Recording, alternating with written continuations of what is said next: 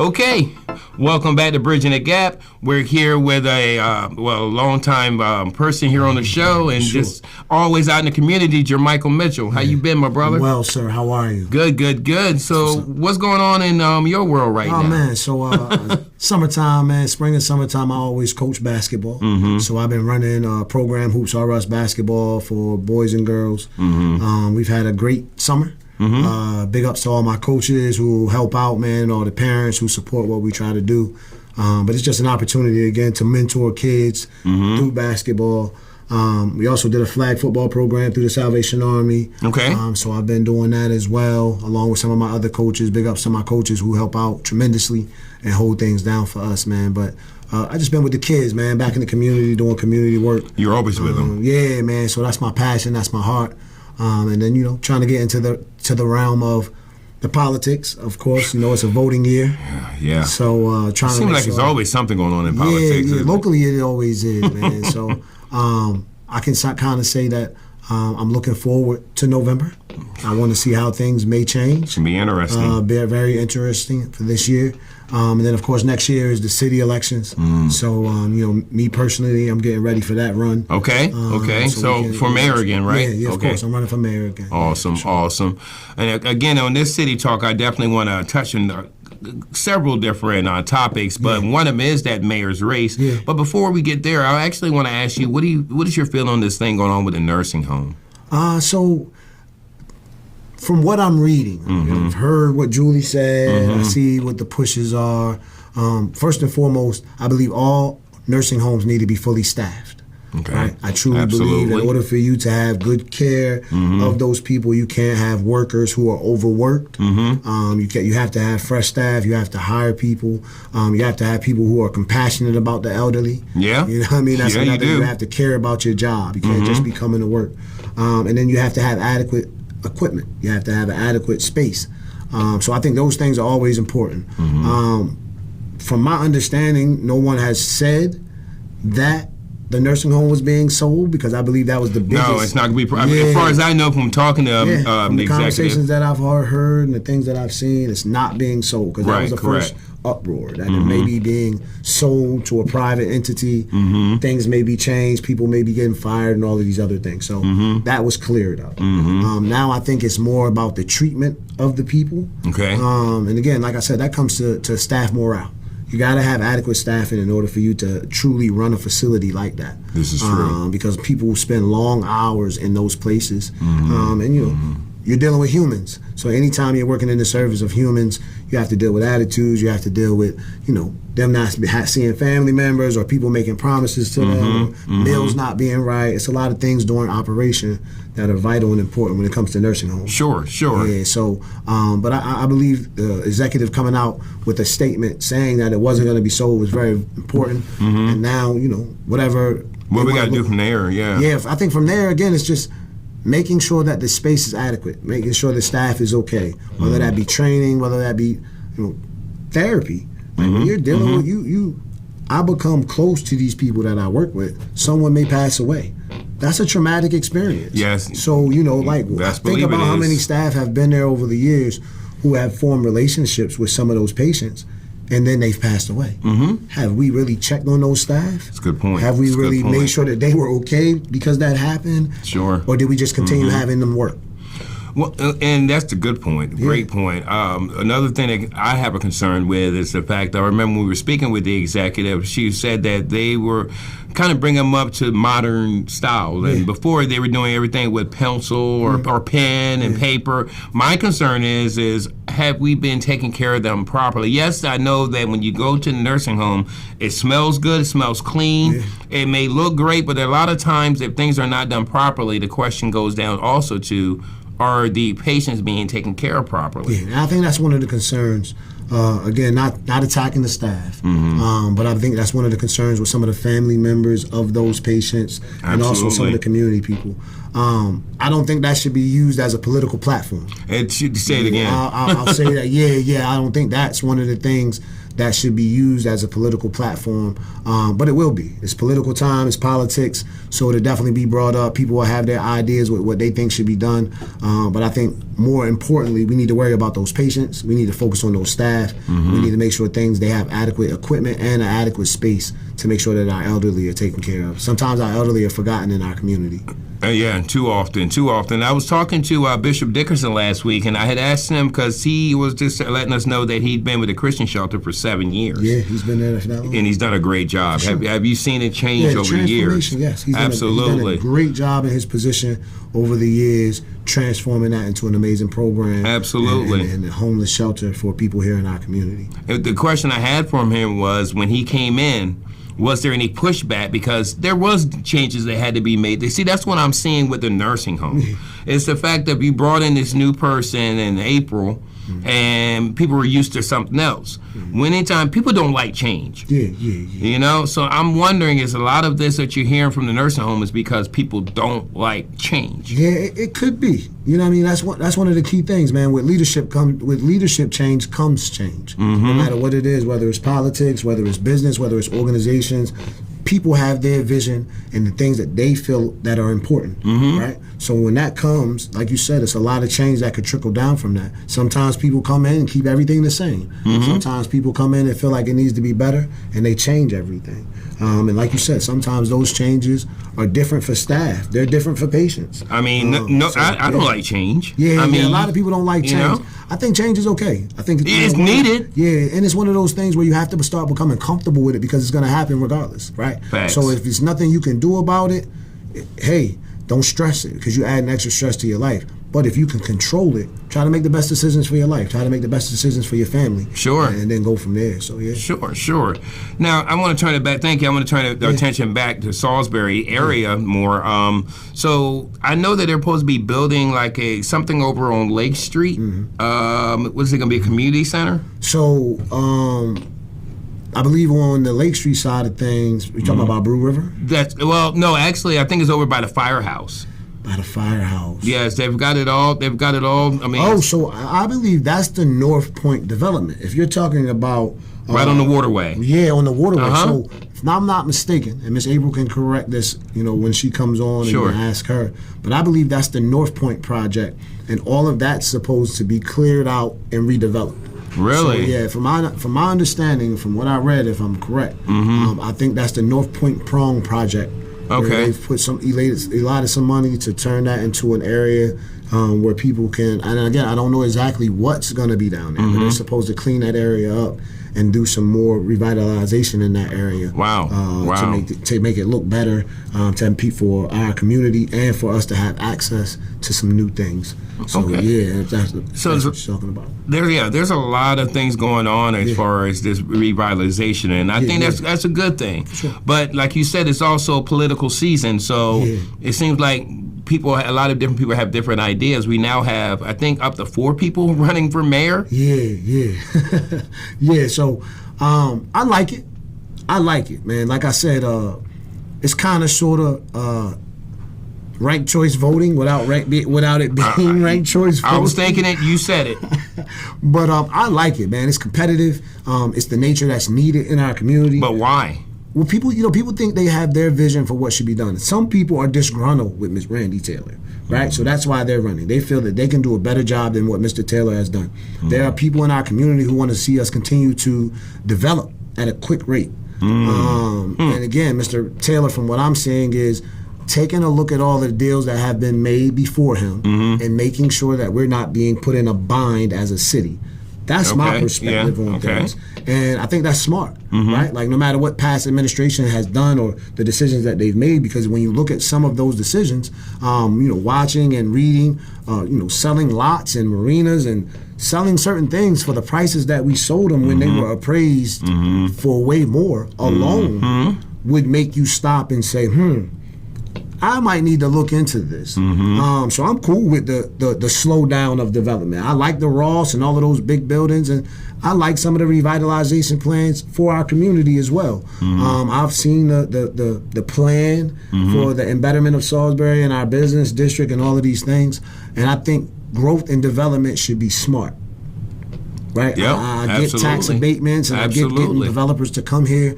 But in other areas, they take some of that money from those developers that developers have to pay, and with some of those tax breaks, and they put it into their art district. They put it into their youth. They put it into their homelessness. So I think that these deals need to be made, and when they're made, a certain portion, we'll give you some tax breaks, but each year you may have to make a certain donation, right, towards something in our community that helps it grow, that helps keep it better. We'll, if we're giving you all these tax abatements, and then the other piece is, and I know the word affordable is very muddy, but in other counties and communities, they have income-based housing. Sure. It's one of those things where we get it, but if you are a single person in home by yourself, it's hard out here. It's hard with two people. Yeah, you get what I'm saying? So, oh yeah, I do. Yeah, so it's one of those things where we have to figure that out as a local government, and we have to have people in office that want to work together. Sure. Right? The county and the city have to work in unison. It's a lot of things that go on. That's so true. It has to be hand in hand, especially with Salisbury being one of the biggest cities on the Eastern Shore. That relationship has to be healed. And again, I don't know the relationship between Randy Taylor and Julie. I don't know that relationship. That's not really my concern. I'm just saying that I think a lot of people are running for mayor because different people have different visions. And they want to continue to see growth in our community in different ways, because they all have their thoughts of what it should look like. Personally, I'm not an agenda jumper. I'm not one of those people who are just going to go with the plan of what the state party says we should do. I have my vision for Salisbury. I think the things that are important, some of those things are being done by Mr. Taylor, like the roads being fixed after all of these long years. That's the unique thing I have seen about with you. And when it comes to Mayor Taylor, is you are the most respectful person to him. He's in the position. Be disrespectful and not work with him. Why? Right? Like it's nothing right now we can do to get him out of his seat. So what's the purpose of being his opposition? If we don't agree on something, let's sit down and talk about it. But I think the biggest problem is so many people, grown people, especially when they're involved in politics, they want to argue. Has to be an argument. No, arguing in politics? Yeah, right? Like, it can't be to say, those are your facts. These are my facts. They may not align. Let's agree to disagree and walk away respectfully. But sometimes politics gets super disrespectful. All of these arguments and leads us nowhere but to division. I have nothing. Division doesn't get us anywhere. Yeah, and I have no problem with how Mr. Taylor decides to run our city right now. That's his choice. That's what he sees. That's his vision. And with some of the things, I like it. I like the embetterment of our parks. I like our streets are getting paved. I like that he's focusing on infrastructure. I like that he's looking at the deals and saying, oh, that might put us in a hole. Yeah, we might need to rethink that, because in a couple of years we might go broke trying to do this. Well, he was a banker. You mentioned a few minutes ago the relationship with him and Julie, and I do remember a few months back when I did executive decision with her, the collective bargaining. It was. She said, I don't know what to do with the mayor, because every time he gets upset, he just goes up more and more. So it seems like he doesn't go with. He doesn't. He's not a puppet. And he thinks on his own. He does a great job working with Council President April Jackson, who's a Democrat, and him being a Republican. But I'm still trying to understand why with so many. We know why you're running. Even he knows you from day one. Yeah, I've said that. I said last time why we were running, man. And again, I'm not harboring on the past or what happened and what people did. That is what it is. It is what it is. We allow that to be what it is and move forward in a positive manner. I just feel like a lot of people feel like if they were in that seat, they know what it takes, right? And I'm not saying that it would be easy for me, right? Because speaking to Mr. Taylor all the time, he says when we do talk, man, are you sure you want this seat? Because a lot comes with it. And I understand that. It's a lot of stress. I think a lot of people think it's just easy, right? I think a lot of people think they can just hop in that seat and it's going to be, oh, I have this idea, that idea. AI is going to give me all these ideas and I'm going to be able to run them. You can't chat GPT your way through the world. We need this. Politics, we need to use right? this. Especially locally, though. That's the biggest piece, right? Like, you have to have a passion, a care, and an investment almost in our local government, in our local area. to really run for these positions. Because like I said, a lot comes with it. The hate comes with it. You'll have the support, but you'll also have the other side of it. You'll have people who are fake. Yeah. You're gonna get it. You're gonna get it all. And people that have motives. Yeah. Right. That's the thing with politics. Politics is a dirty game. Right. Like I like to say that out loud. I just find a way to step through the mess. Right. It's because that's the biggest piece for me. I'm not, like you said, I'm not a puppet.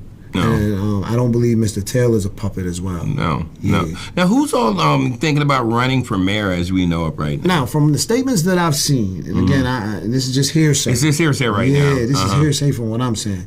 I've seen a gentleman by the name of Harold.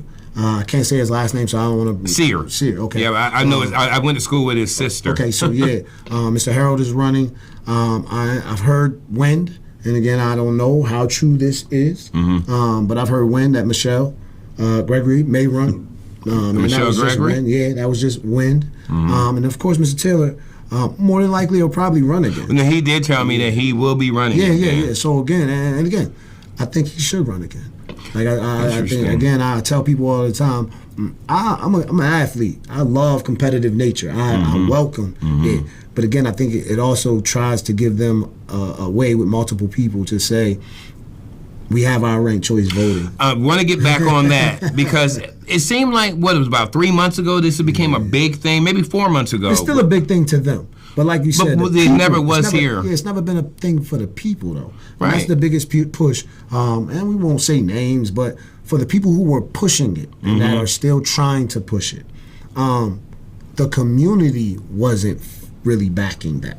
You know, like I said, if that was a thing and all of these people in our community were calling certain council people and talking about this, right?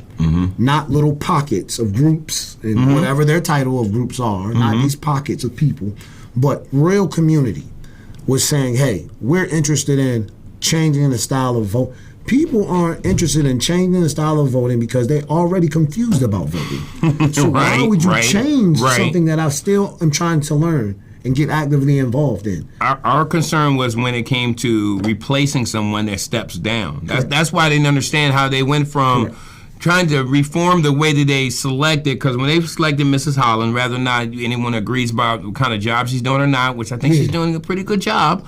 Correct. Now, I think she's doing a pretty good job myself. Yeah, but the selection process was not good. It was flawed. I mean, a year and a half out, you should have had a special election. Nobody, I was actually talking to a neighbor because we live in that district. And I was talking to a neighbor who's on the other side of the aisle as far as politically speaking. She said, I didn't have a say-so. I didn't like that. Yeah, I think that was the biggest piece. It's nothing against Miss Holland, as I No, I think she's done a good job.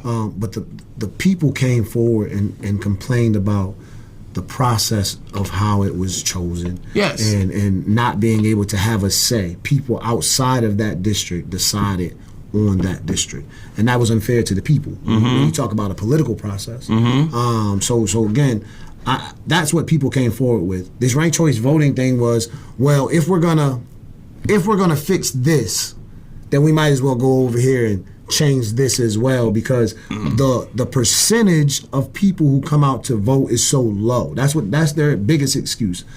People locally don't come out. It's a lot of people who are registered voters, but the turnout isn't always well. Well, I gotta explain to them, and this isn't a bragging thing. This isn't. We did a different style of politics when we ran. Sure, the way we ran our campaign. Shout out again to Kevin Lindsay, man, for all the things he did. We did a different style. We ran it our way. And with that, people locally stated that they didn't think we were going to get, I've said this before, 300 votes. We ended up getting 9-something. And for the style of what we did to get that amount of votes, when people didn't, and these were brand new voters, a lot of them too. A lot of them. And again, if the people could be added who get city services from the county areas that came out that couldn't vote, we would have won. We would have won. Like, no disrespect to Mr. Taylor, right? But there would have been a difference. Knowing that, because again, think about who's been behind the ranked choice voting. I want to say something about that. The same person who's one of the admins or the mentors of this ranked choice voting push stated, I have the newspaper clipping, stated, we brought out a plethora of people who had never come out and voted before. that's a fear factor now. Yeah. Right? Gotcha. We have to change the style of voting because what if more people within the 4-year time period, because you got to think of people that were 16, 17, 18. I'm in that realm, right? These are the people's families that I work with, the kids. I was going to say, most of them you teach time period, they can vote. They're going to be voting. You get what I'm saying? They're going to be voting. So now that's a fear factor because think about how many people transition over into voting from the last time we ran. And the ones that are pushing ranked choice voting that is on the council. Yeah. Just saying, I'm pretty sure, and I'll have to check and make sure I'm right here, that they're also affiliated with the same group as the person that ran for mayor that lost. And that person was a little bitter that it was a 3-person race. But you had already put your name in ahead of time. Way ahead. Yeah, man. And the other piece for me, again, like I said, if the constituents, if the people of the city of Salisbury want ranked choice voting, and they come forward and they decide that's something that they would want, I'm all for that. As long as they understand what they're asking for, right? Because that's the biggest piece. There's a lot coming But for it to be coming from people who are already sitting in positions, that's different. That almost looks like we need to change this so we can stay in power. Right? We have to find a way to hold on to the power because we may be feeling it slipping away. Interesting. So that's just how we feel about it. And again, we're not mad about it, but we're going to tell people to do the research. Look at ranked choice voting in other places. Look at how confusing it is. Look at the documentation that says for minority folks, and we're a majority minority city. I was going to say that. Folks, thank you. It is very confusing. It's very confusing. So those statistics alone, when you're a minority majority city, you would say, why would I want to do something that I know affects the majority of my population in a negative way? So you got 900 votes. Yeah, we got over 950. How many votes? Well, I mean, altogether, average was there between the three total? So it's about 3,000 people vote. Around about that, maybe 4,000 people come out to vote. So out of maybe 17 to 20,000 people that are registered. Wow. So again, but like I keep telling these candidates when they say that, you're uninteresting. I mean, it's not a you have to get out here and be seen more. You have to show up to more places than the places that you're comfortable with. Right? So when you start showing up to more places, you start letting it be known who you are, you start shaking more hands. It's not just knocking doors during election time. No. That's the biggest problem with a lot of these people. You need to get out. You need to be out. Correct. When you're not out in our community really doing the work, you can say it when you show up to these events and take these photo ops and take these pictures. I get it. I respect it, and I understand politics. I understand that you have to do some of those things. But it's a whole other thing to be genuinely out here in our community putting in work. You know, I'm glad you said that. I've actually have a problem with photo ops. You know, people you never see in the hood, never see around, but then you'll see them during political season holding babies. You know, I mean, it's different. Genuine. And that's what the people want. But you can tell when it's not genuine, right? You can tell when people look uncomfortable holding babies. You can tell when people look uncomfortable in certain areas. Or how about when the ones that you never seen in church before, but all of a sudden during political season, they're in the church. They're in church. Nice. You know. Man. Now I'm noticing also you have this thing with the they were collecting names for the union. Yeah. And they got almost 6,000. Correct. Only 3,000 people vote. So again, it's the energy. You get what I'm saying? A lot of people felt like that was wrong. Again, my personal opinion is paying it for another year out of our reservation funds, having a sit-down conversation with everyone that's important, that needs to be at the table, to see what it would look like, and putting it all on the table.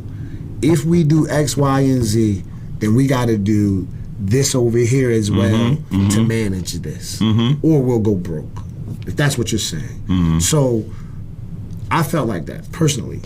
From what our mayor saw, we can't do that right now because, again, it would exhaust a lot of And it wasn't just him. Even President Jackson said, and the other people on the council felt Sure. So being that was what it was, them dismantling it made a lot of people disgruntled. Right. So now you have an energy that you can get behind. Like you said, people may go out. It's a voting season. you may be able to use that energy. Yeah. But how many of those people are going to have that same energy to come out again and next vote. year? Right. The vote was split. Remember, there was a time period where we did all the voting at the same time. County and city, everything was at once. Interesting. Splitting the vote. Wow. How many people are going to go, I just voted this year. Why I got to come out and vote again next year? And I find it interesting that there are people who are should be and are wrapped up in their own campaigns on the county level. They made sure they were there for the photo ops for this signing.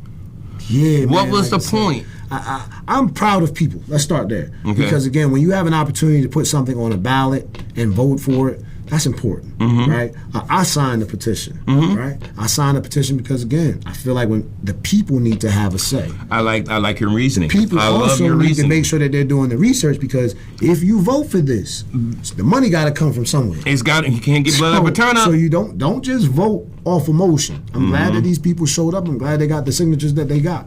Again, I signed a petition. It's one of those things where the energy was there for this. But again, do you keep that energy for a whole nother year when it becomes city election? Right? That's the biggest piece. Right now it's county elections. So, but there's county candidates that are wrapped up in it. Yeah, and it's a city thing. But that's like everything. Interesting. Like, candidates that run locally on certain things, I call them liars. Because there's certain things that from that position, you just ain't actively involved in. If you running for mayor and one of your main pushes is talking about what you're going to do for the school system, well, that's an oxymoron because the city has absolutely nothing to do with the school system, right? Like you can do things through your community centers for education or towards education, and you can help in that manner. Well, that's what I'm saying. You can't get out here and truly affect the Board of Education as the mayor. Now, my question is, are people investing in this thing, city, just in case county doesn't work out? So I think a lot of people in this area who we can see continually run, whatever that looks like for them over and over again, it starts to look like they're chasing titles, right? It doesn't look as genuine anymore. I tell anyone, I got a couple different friends who are running from Board of Education to County Council. I'm very proud of them. I've had several conversations. It's a difficult thing to do. Yeah, and encouraged them to run. Because locally, it's just about, it's just about being a caring, concerned citizen. You ain't got to have no background in it. You can learn as you go, just like everybody else did. That's the biggest piece. People try to make it seem like you have to have this political degree or not locally. If you have a political degree, I'm kind of concerned and worried because you're going to do the shadiness because you learned it. Agenda, correct. You're going to be the agenda follower who does the dirty politics. Period. Because again, that's what you've learned. If that's why I fear why I fear when people say they were former lobbyists and then they run for a local seats. Because if you're a lobbyist, I mean, you probably still have those people in your ear. Not in your ear. You still have those connections. You still have those phone numbers. You still make those calls. You still take those calls. So it becomes different. Which reminds me of another question on: are there anyone running for mayor trying to maybe get things back how it was before Mayor Taylor? More than likely. I mean, I believe that those. I believe that people try to keep their. I said it before. I believe people try to keep their fingerprint on our city in different ways. You can. Things are coming out now about deals and different things. I believe people try to keep their fingerprint and the pulse of our city under that. And if they can find the ways to maneuver, whether it be through certain organizations who have power here in our community or in their ear or whatever that may look like to push certain initiatives and certain things, they're going to do that. They're going to do that. It's kind of funny because we're talking about our current administration as far as for the city, but the past administration made sure that they were present for some things happened over on Fitzwater. Yeah. And they were standing on the property that wasn't the property they were standing on the one that was bought for $1? I believe they did it around the corner at one of the other spots that they had around there and set up in this like a small parking lot over there and set things up. From my understanding, which is right across the street. So, people are always going to show up. I think some of the funding came from new positions of past administration. So as long as that, funding continues to come to Salisbury, we always gonna see that face. And again, you know, I always personally think and know people still have other political aspirations in the future. So you know, you always got to make sure that you keep things at bay, keep people happy. Sure. Continue to make sure you're doing the right political things for the area that you're from to keep them on your side. So. Okay. Now, so do you think that Annapolis is still trying to, I hate to say puppeteer, but have things happen here in Salisbury as they want it to happen? Are they still doing that, or have they? Yeah, as long as we have people from this area who have extra political aspirations, right? Like they want to move up, whether that be sooner than later, whatever that may look like.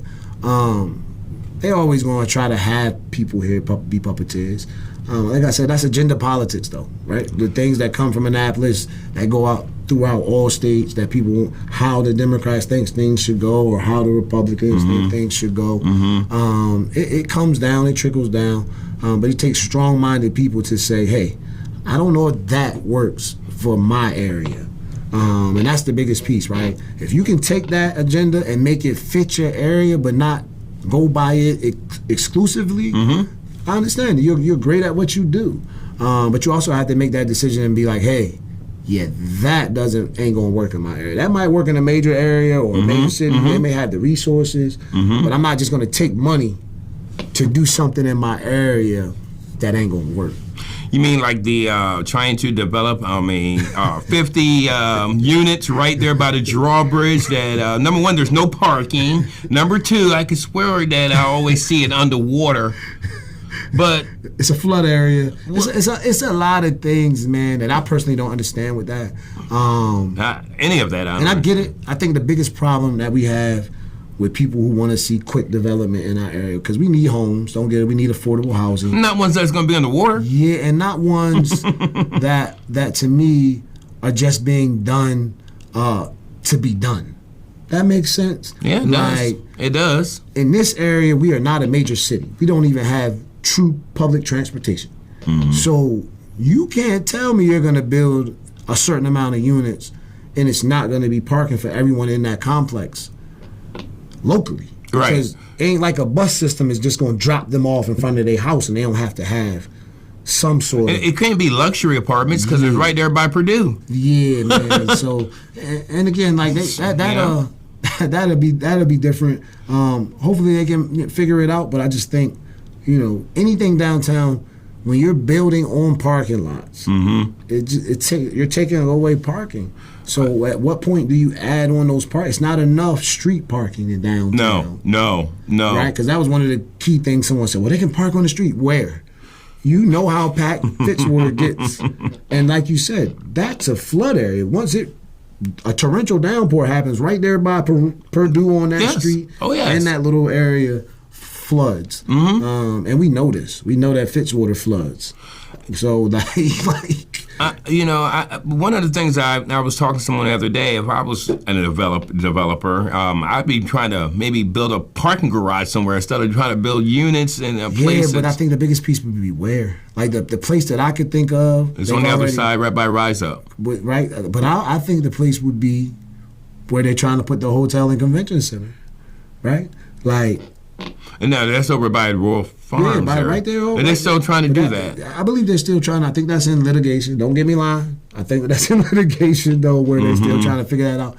But I always thought that would have been the perfect place to build a parking garage, another parking garage. Have you noticed that area right there, there are political signs? Everywhere in there. But no, I mean, there's certain people there. Are those political figures that, have their signs out there, are they supporting the developers to build there? Maybe. I can tell you the two names because they're political signs. I've seen Megan Outen out there, and I've seen Josh Hastings. They may be supporting them. Like I said, I don't know, but those people support development. But that's what I'm thinking, and that's been a sore spot right there. Those people support development. Like I was kind of disappointed in the data center situation in our area. Just hearing some of the things that certain politicians had to say. But because when you do the research behind data centers, it's hands down a bad thing for certain areas. And I felt like last county council meeting, I mean, I could be wrong, and you have to go back and watch it yourself, but it sounded like Councilman Hastings was for it. I would just say that I was disappointed in some people's decisions and comments that they made when you do the research, right? Because like I said, a lot of times people look at the money that comes with it to the area, and they have a lot of funding behind that. But again, development, that's development, right? That's like one of the things that, certain people feel like if you want to become an urban city, you needed one of those in this area to high speed a lot of certain things. So, but I was disappointed in some of those comments. We need a data center like we need another roundabout. Come on, bro. We smart development, bro. That's all I can really say when it comes to the county and the city. It's just got to be smart.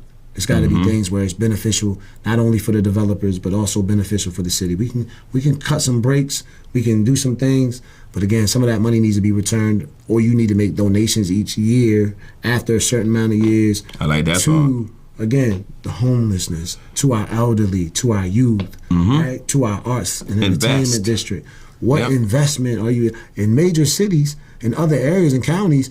When developers come in and they put a bunch of homes in a certain area, they got to help build a school in that area, or they got to help support a school in that area. I like that. So it's certain things that what do you benefit besides just we build it? It's, when I ride around the Eastern Shore, it's housing everywhere. So I'm tired of hearing people say we in a housing crisis. Come on now. We're not in a housing crisis. Y'all done took every cornfield. Y'all chopping down every tree. And now you want to put solar panels everywhere else. Yeah, so it's like it's impossible to say we're in a housing crisis when y'all building everywhere. It's just that the common folk can't afford what y'all building. I have 3 questions before we close out. Sure. And it might be a little difficult ones. I'm going to start with the city. Yeah. Compared to 4 years ago, do you think we've gotten better? I do. I like Randy Taylor.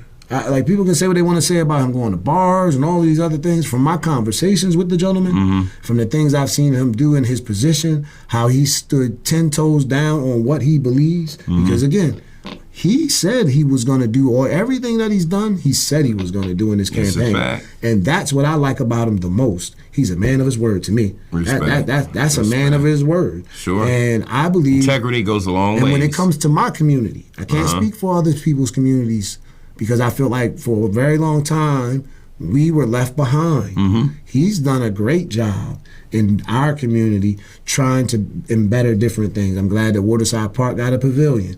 I've seen the improvements to Lake Street Park, whether you walk or whether you don't walk, whether you like it or you don't like it. It's a walking area for people. We need fitness in our community. We know that obesity and diabetes and things are real. Yeah, so they are people just very need to take advantage of those things in those parks. I see our roads getting done that haven't been done in a very long time. And I've seen these improvements in our community. I've seen the improvements to the parking garage that we do have. Improvements that haven't been done in a very long time.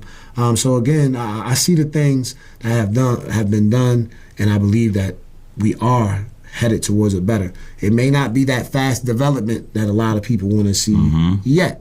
But when they can figure out how to do that in a smart manner, I think we'll start going back to developing and getting things done. I know they want to do it in a quick manner, but it's got to be smart. All right. The second question is, looking back in the last 4 years, are we better as a county? I would say as a county, man, it's growing. I personally feel that way. You know what I'm saying? I can't see. I know people don't like Julie. I've never had an issue or problem with her personally. I may not agree with all her decisions, but I think we're growing. Like I said, I look around. It's housing. You know, I don't know if it's a city thing but Amazon's come to the area, so there's the new Civic Center. That's what I'm saying. The Civic Center has done some improvements, so I've seen improvements. I know for a fact, sitting on the Parks and Rec Commission, as far as that goes concerned, I know our parks are improving. We have a surplus as far as money. Yeah.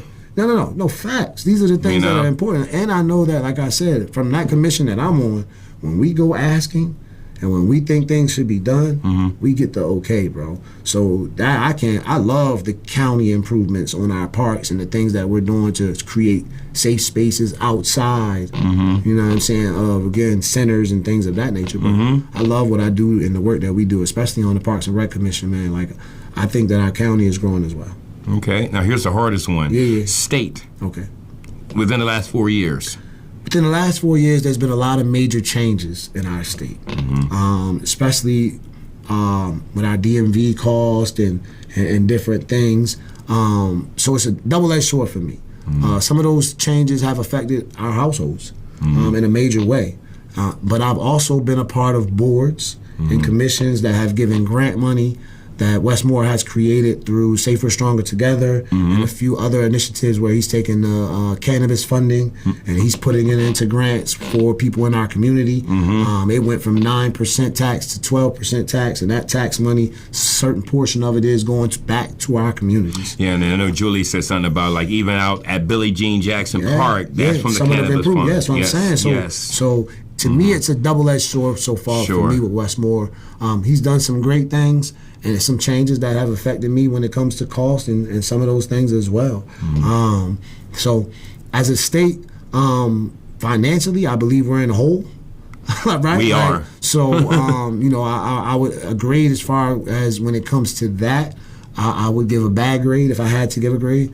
But when it comes to investing in our community, when it comes to looking out for that, I would give a good grade because, like I said, I've seen the impact sitting on those boards, especially the one I sat on. I've seen the impact that it's made with our kids locally, especially, and I've been on the phone conversation with Hagerstown because that's one of the areas. Baltimore City is one of the areas. I've been on the phone with these other areas, and that same type of impact that's happening in those areas as well. Okay, those are good answers. Those are good answers. Well, Jermichael, I do appreciate you coming in, and I can't wait to see what you do when you run for mayor and get you back in here. I want to this time we're gonna go around. I want to try to have some forums. Forums are needed, man. You know, like my last spill would be, forums are needed. More people need to be, and I ain't trying to call nobody out, so I won't say names. But to me, that's the responsibility of certain organizations in our community. To me, that's the responsibility of our churches. That's the responsibility of certain organizations that should be pushing voting. These forums need to happen so that we are making educated votes. Whether you agree with people, you got to see the humanity in the vote. Not the red, the blue, not the elephant, the donkey. There you go. Right? Not the far right, the far left. You got to understand the issues. Yeah, right. It's all about issues. That's the fact. You got to see the humanity in the vote. But we got to create more forums where these people can get to know these candidates so they can hear from the horse's mouth and not just go off of what they read in papers and articles and things of that nature. Forums are important. And November's around the corner, Dave. Yeah. We haven't had enough forums. No. Well, we got the one on September 26th, which you're going to actually be helping us with down the west side. And, I mean, again, we can't have all the candidates, but at least we're going to be hearing from the gubernatorial. I applaud you, but more people need to do forums, bro. Like, we can't just wait last minute and depend on Greater Salisbury Committee or any of these other forums. PACE We can't wait till they have theirs. Right. Our communities have to start putting together and organizing forums, whether, again, the church alliance, form a church alliance so that all your churches can hear what these candidates have to say, whether it be the youth groups, right? Bringing the parents out, and the kids. It's a learning experience. Whatever that looks like, we got to have some more forums so that people are going to make educated votes come November. And I mean, we try our best to bridge that gap here. We actually was asked just yesterday. There was one coming up over at the Lewis Watson's Church about the nursing home. So we're going to try to cover that. But I agree with you. We do need to. I mean, information is power. The whole reason that bridging the gap even exists is for information. You're an independent. My wife's an independent. I'm registered as a Republican. But you and I were talking just before we got on the show. I work with April Jackson just as easy. We have to reach out to each other, because locally, it's not about what's national politics. Right. What's happening here locally is things that we need to, like what Mayor Taylor and April Jackson do, is forget about the D or the R, like you just said, and there's issues that need to be. Especially locally, man. Especially at home, man. We can make an impact locally. We just have to focus in and organize. That's the biggest piece. We have to do what Michael Jackson says. If we want to make the world a better place, take a look at ourselves and make the change. Facts. It starts with us. For sure. Thank you again, my brother. Thank you for having me. Thank you. This has been Bridging the Gap, and this has been another City Talk. Stay tuned. There's so much more to come. Have a great one.